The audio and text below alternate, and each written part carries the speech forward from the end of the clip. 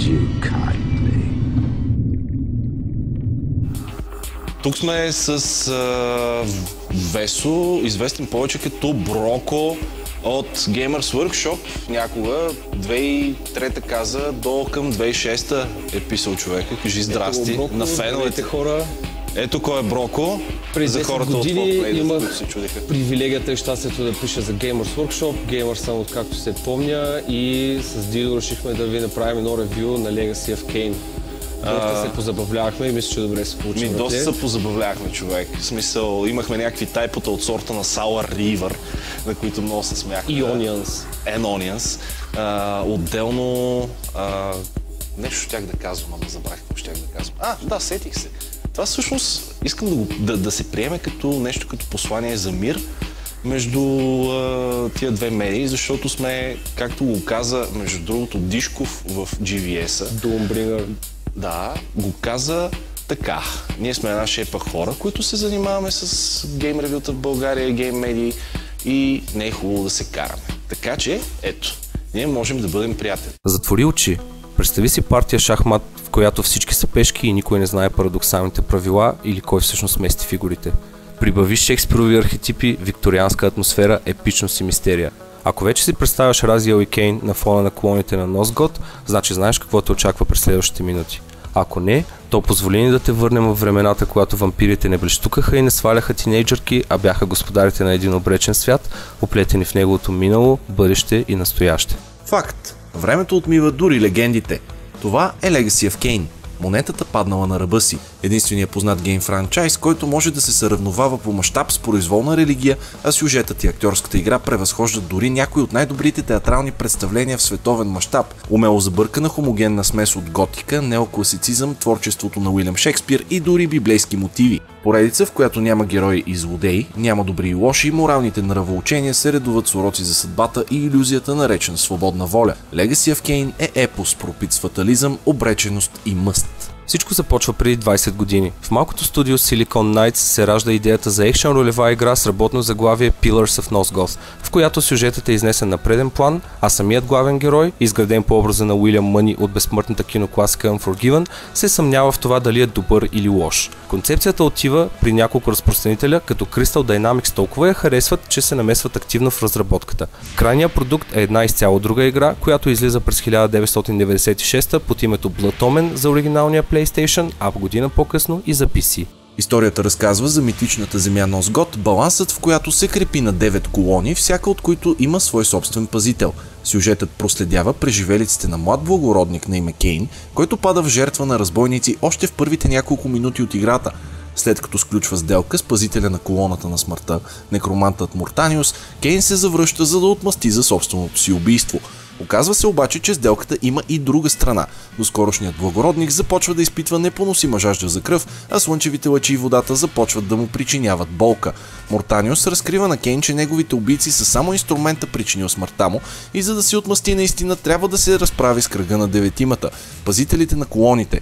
В търсене на истината, както и лек за вампиризма, нашият вече не чак толкова човек поема на пътешествие с уж благородна цел – да свети маслото на пазителите. Като геймплей, играта на пръв поглед изглежда подобна на Legend of Zelda, до толкова, че част от критиката я нарича Zelda с вампири. Разликите обаче са доста и то съществени. Оставяме на страна мрачната, дълбока история, експертния войсовър, записан от театрални актьори, който допълнително те потапя в света на Носгот, и готическата визия, която кара сетивата ти да се изострят и се просмуква във всяка клетка от тялото ти. Самият геймплей е доста по-динамичен, с акцент върху битките и развитието на уменията на Кейн. Екипировката и магическите сили определено не са кът, но здобиването с тях най-често става посредством прекратяването на живота на някой от пазителите. Дългите интроспективни монолози и коментари на Кейн за всеки предмет, поселище и персонаж непрестанно обогатяват образа му и внасят усещането за един истински, жив и дишащ свят. Играта от гледна точка на продажби и прием от страна на геймъри и критика се представя достатъчно добре, за да започне работата по нейно продължение. След един неуспешен опит за пренасенето изцяло в 3D и две концепции за директен сиквел, Crystal Dynamics взимат правата върху нея и поверяват продължението на друго студио. Той има за цел да разкаже какво става с Кейн след Blood Omen и да разкрие повече за историята на Носгот. Работното му заглавие е Sirens. Самите Crystal раждат идеята за игра, наречена Shifter, чието действие да се развива в същата вселена, но с друг герой. Призрачен, паднал ангел на смъртта, вдъхновен от изгубения рай на Милтън. В крайна сметка този проект взема превес, бива започнат наново почти от нулата, а другата игра отива почти изцяло в кошчето за буклук. Така, през 1999 се появява Soul River. Главният герой в нея не е Кейн, а един от новите му лейтенанти, Разиел. Още от интрото става ясно, че бившият благородник е предпочел да не се жертва в името на баланса на Nosgoth. Тежък избор, който пада на плещите му в края на Blood Omen и предопределя финала на играта. През годините, изминали от тогава, Кейн събира армия от вампири, които постепенно еволюират. Първо той, а в последствие и подчинените му. Разиел обаче има нещастието да изпревари господаря си в развитието си, като за награда бива запратен в смъртоносния за всеки вампир водовъртеж, наречен Бездната. Макар да е безсмъртен, прегръдката на бурната вода го обрича на вековна агония и го обезобразява до неузнаваемост. Малко преди тънката нишка на съществуването му да бъде прекъсната окончателно, Разиел бива спасен от мистериозния древен бог, който го превръща в своя Soul River, похитителя на души. Подобно на Кейн, Разиел също поема на себичната и не толкова благородна мисия да отмъсти за сполетялата го съдба. Виновникът в неговите очи – Кейн. Кратък сблъсък с бившия му господар обаче довежда до това към нашия нов приятел да се присъедини душата на емблематичния меч на Кейн – Soul River, или на чист български Душевадецът. Кейн изчезва, а Разиел остава сам с глава пълна с въпроси. Попаднал в Nosgoth, хиляди години след захвърлянето си в бездната, Разиел открива, че хора почти не са останали, а еволюцията на вампирите не е чак такъв дар, за какъвто го е смятал някога. Превърналите се в откровени уроди негови братя го отблъскват и той поема на мисия да ги изтреби и да се изправи срещу своя враг и бивш господар още веднъж, след което да го унищожи. Разиел вече не е вампир, но открива, че изпитва нов глад за души.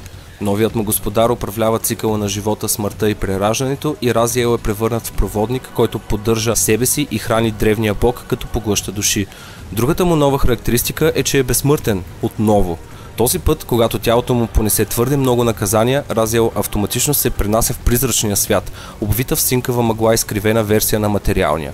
Това умение на Разиел е основно и за доста от пъзелите, още един силен нов акцент, който срещаш в играта. Определено не са само за красота и ще понапрегнат мозъчните ти гънчици.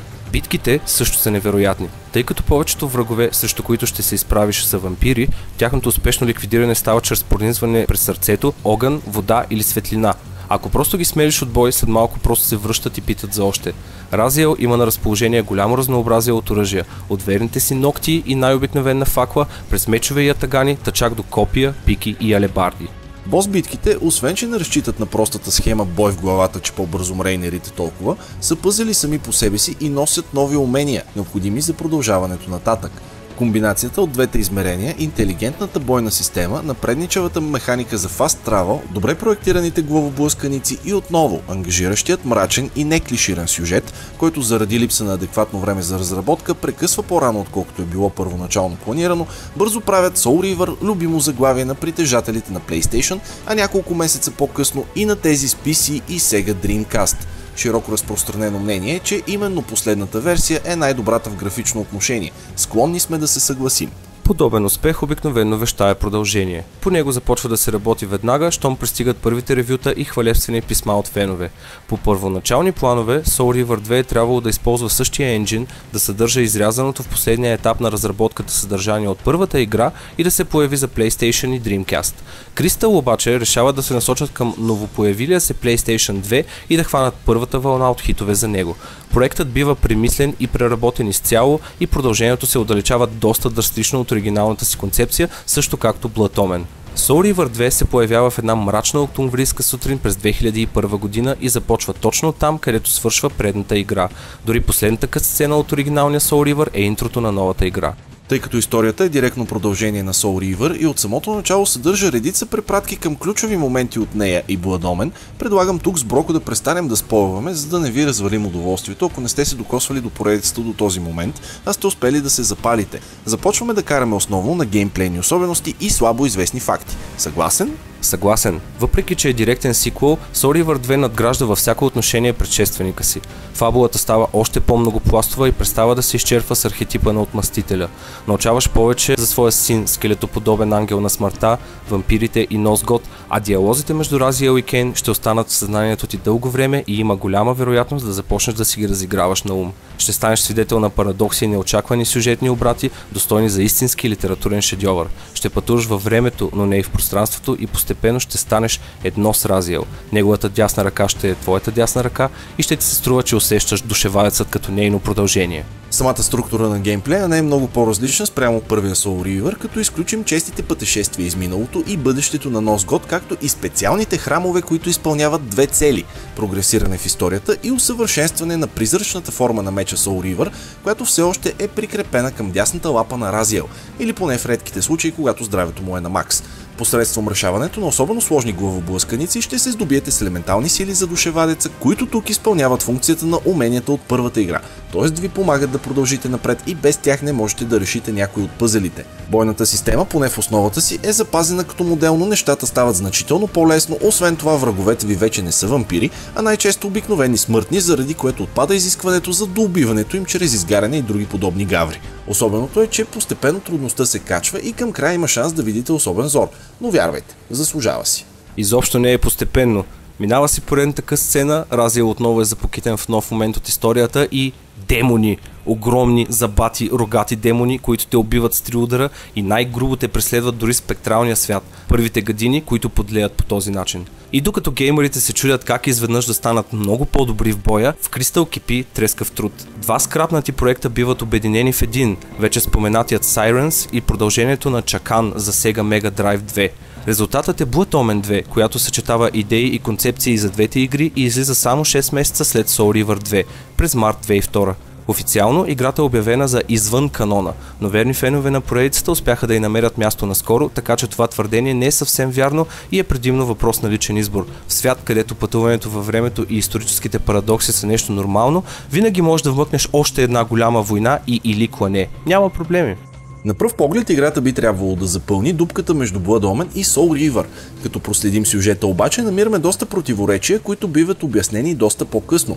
В самото начало Кейн бива победен от мощен войн и неговата армия, след което изпада в полувегетативно състояние за дълги години. Без ясен спомен за това какво му се е случило, напътстван от красивата, като за вампирка, Ума, той поема на дълго пътешествие с цел да открие кой е и да си отмъсти. До тук нищо ново. Но както и да е, ще оставя Броко да ви разкаже за играта, тъй като ме отлюби. Дидо, признай си просто, че не си я разцъквал чак толкова много. За разлика от Soul River-ите, Blood Omen 2 разчита много на битките. Бойната система включва над 100 различни оръжия или поне скинове за тях, 10 умения и за пръв път в поредицата комбо система. Ще станеш свидетел на зрелищни екзекуции, които ще те тласкат да продължаваш да играеш.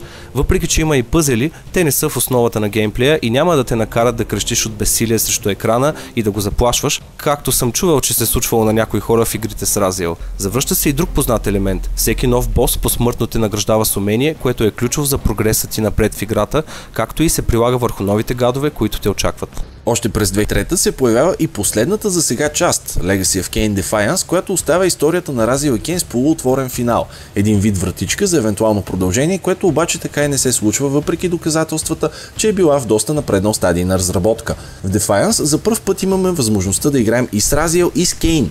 Сюжетът следва то единият от другия и се преплита в един неочакван, силен и емоционален финал, който на времето остави феновете с отворена уста. Важно е да се отбележи, че историята продължава да е в основата на играта и не губи нито трошичка от комплексността и епичността си, въпреки че поредицата вече наброява 5 игри. Геймплеят е особена амалгама от двете подсерии Soul River и Blood Omen, като най-същественото нововъведение е динамичната бойна система, която позволява навръзването на зрелищни комбота. Веднъж като ги научиш обаче, този ефект позамира малко и нещата започват да отиват към грайндене и репетативност. Особено дразнеща е камерата. Crystal решава да използват японския хорър и ролеви модел, при който погледът и над ставащото на екрана е от точно определен фиксиран ъгъл и това води до множество умирания и тежки псовни. Освен това, лично аз си купих първия пад за компа именно заради Defiance и ми помогна значително. От 2003 до сега, въпреки множеството слухове, продължение така и не се появи. Crystal Dynamics се взеха с Tomb Raider поредицата, Ейми Хейник, която пишеше сценария, пое към Naughty Dog и създаде Uncharted, а един от актьорите дали гласа си за незабравимите войсовъри. Тони Джей се пренесе в другото измерение. Мир на праха му. В заключение искам да кажа само едно. Изиграй тези игри, ако си ги пропуснал. А ако не си, ги изиграй пак. Амин. But does one ever truly have a choice? One can only match, move by move, the machinations of fate, and thus defy the tyrannous stars.